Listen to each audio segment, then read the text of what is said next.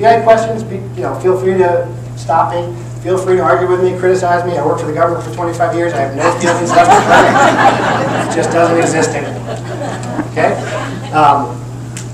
And by the way, about the government, having worked in intelligence, federal law enforcement, and the military, the whole government's broken and bloated. You have no idea how bad it is. I can tell you on the inside, the only thing that's working fabulous is the military.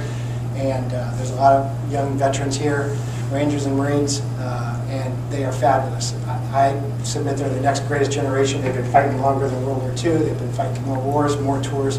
They're just amazing. Everything else is broken, but they're great. But that's the most important thing. So there's good news and bad news. So if you're going to be a sheepdog, and you say you are, what's the first thing you got to be aware of?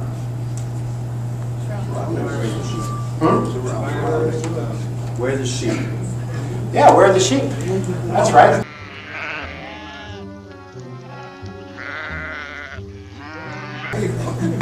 Or who are the sheep? Right? You gotta be able to sort out categories. What are the two more? Sheep and wolves. Sheep from wolves. There you go. Friend or foe.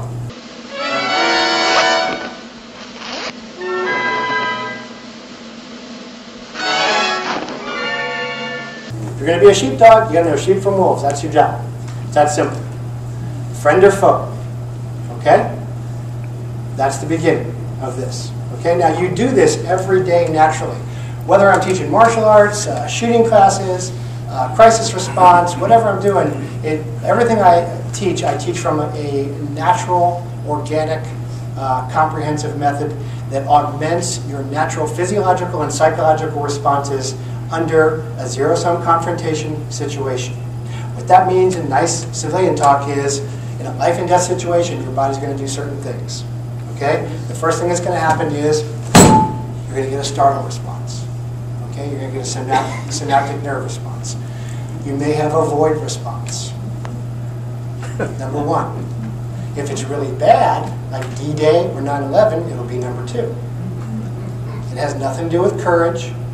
It has to do with your body preparing itself for fight or flight.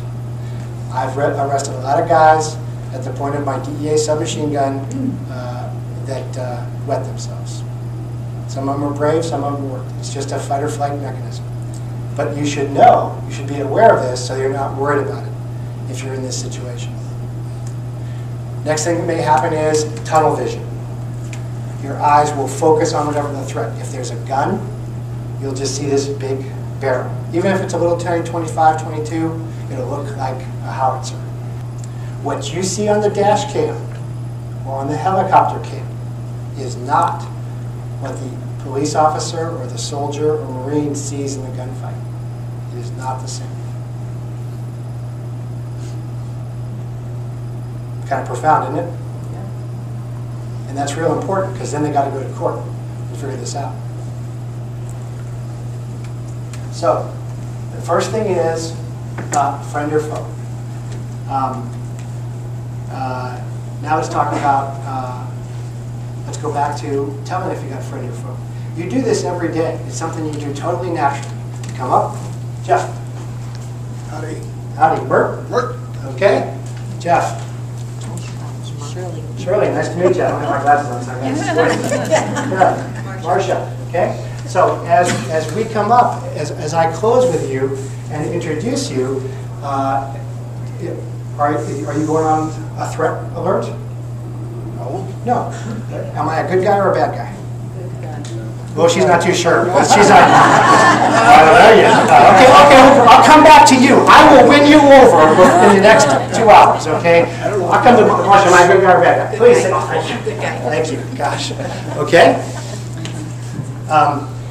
But you do this all the time. You meet people all the time. And the most majority of people you're going to meet are rational people, good people. You may not like them, but they're rational. They're okay. Come up to a stoplight, you stop. You know, you go to come to a door. I was doing this here. Oh, you go first. No, you go first. If you're in Japan, you can spend 10 minutes doing that. I studied Japanese martial arts. They're very, very polite. Okay? That happens all the time. But every once in a while, when you meet somebody, what happens? Get that feeling. Okay? I teach ladies self-defense at Pima College, and when I'm teaching them, I'm always saying, you're deer, you're gazelle, and every once in a while you have to be macho. Look around, especially when you're taking a drink. You sure it's okay? Okay, but every once in a while, you're going to go up on alert with a person. Why is that? Or a child will do that. Or your pet will do that. Why is that? Your intuition. Your intuition. And so how long does it normally take you to make your mind up about a person? A second, yeah. A second, 2 seconds. It's almost instantaneous. Almost always that initial impression is right.